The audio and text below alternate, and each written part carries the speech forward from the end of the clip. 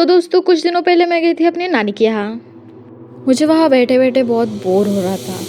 तभी उतने में मेरे एक दोस्त आई और वो कहने लगी कि दीदी हमारे घर पे पेंटिंग का काम चल रहा है, तो मैं आपकी कब से राह देख रही हूँ, आप मुझे पेंटिंग निकाल के दीजिए। वाह, फिर क्या था, मेरा तो काम बन गया ना। मैं तो खुश हो गई, मेरे मन में लड्डू। एक्चुअली बेस लेयर वहाँ काम करने वाले एक भैया ने मार के रखा था, इसलिए मुझे उतना प्रॉब्लम नहीं गया। मैंने वॉल पेंटिंग तो ऐसे बहुत से किए हैं, लेकिन वॉल पेंटिंग डेकोर जो घर में बनाते हैं ये मेरा फर्स्ट टाइम था, इसलिए मैं ज़रा नर्वस थी कि मुझसे हो भी पाएगा या नहीं। अगर वो ख़राब होता है तो खैर मुझे ऐसा कुछ नहीं करना था, मुझे अपना बेस्ट देना था। मैंने बिना देर के अपना काम शुरू कर दिया। पहले पेंसिल से एक आउटलाइन बना दी, फिर आउटलाइन के एक साइड से पर्पल तो दूसरे साइड से वाइट बना दिया।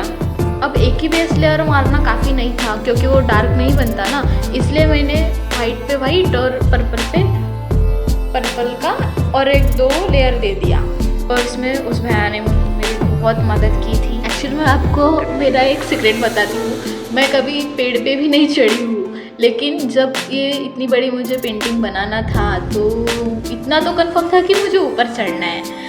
तो अब मुझे ऐसे थॉट्स आ रहे थे कि अगर मैं ऊपर चढ़ूँगी तो कहीं गिर ना जाऊँ, मेरी वजन की वजह से एक साइड वो टिल्ट होकर मैं नीचे ना गिर जाऊँ। वो बार बार ख्याल मुझे आ रहा था, इतना मुझे डर था और मैं बहुत नर्वस हो रही थी। लेकिन जब मैं चढ़कर उस पर करने लगी तो मुझे कुछ भी नहीं हुआ और मुझे कॉन्फिडेंस आया कि चलो मैं कर सकती हूँ, और मैंने वो करना स्टार्ट कर दिया। अब जैसे मैं बना रही हूँ डिज़ाइन, आपको तो दिख ही रहा है।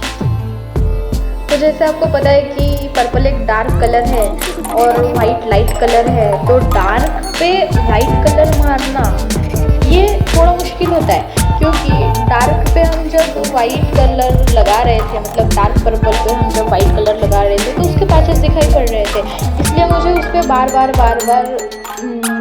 वाइट कलर की लेयर चढ़ानी पड़ी थी। कम से कम मैंने 4 से 5 बार वाइट की लेयर लगाई थी पर्पल पे। मेरा तो टारगेट था कि मैं कम से कम टाइम में इसे कर सकूं, लेकिन जिस तरीके से मैं कर रही थी, क्योंकि डार्क पे लाइट बहुत मुश्किल हो रहा था मुझे करना, तो लग तो नहीं रहा था कि ये जल्दी हो पाएगा, लेकिन फिर भी मैंने कोशिश की और डिज़ाइन जल्दी जल्दी निकाली। ये जो कलर हम यूज़ कर रहे हैं वो एक्चुअली एशियन पेंट्स है और रॉयल के कलर्स है, और ब्रश भी मैंने नॉर्मल ही यूज़ किए हैं जो पेंटिंग के इस्तेमाल में आते हैं, जो ड्राइंग के लिए बच्चे इस्तेमाल करते हैं, ताकि नैरो लाइंस में दे सकूँ।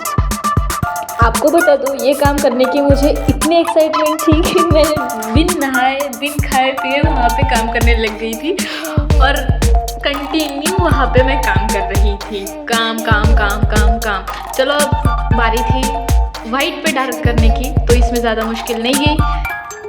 एक्चुअली ये जो मैं ड्रॉ कर रही हूँ उसके लिए मैंने कहीं भी पेंसिल का इस्तेमाल नहीं किया है, क्योंकि अगर मैं वाइट पे पेंसिल का इस्तेमाल करती तो वो दिख रहा था, तो एक्चुअली मुझे ज़रूरत भी नहीं पड़ी कि मैं उस पर पेंसिल का इस्तेमाल करूँ। मैंने उस पर डायरेक्ट ब्रश से काम किया है।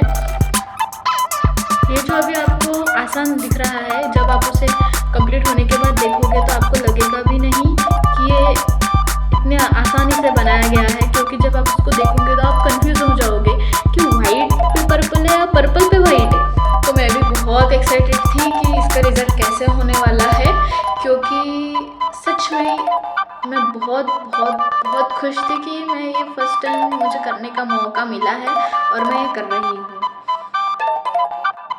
एक्चुअली त्रिशा ने यहाँ पे मेरी बहुत बहुत बहुत ज़्यादा मदद की है बेचारी ने। एक्चुअली सभी वहाँ पे कोऑपरेटिव थे, त्रिशा की मम्मी पापा सभी लोग। फाइनल रिजल्ट के लिए तो मैं बहुत ही एक्साइटेड थी।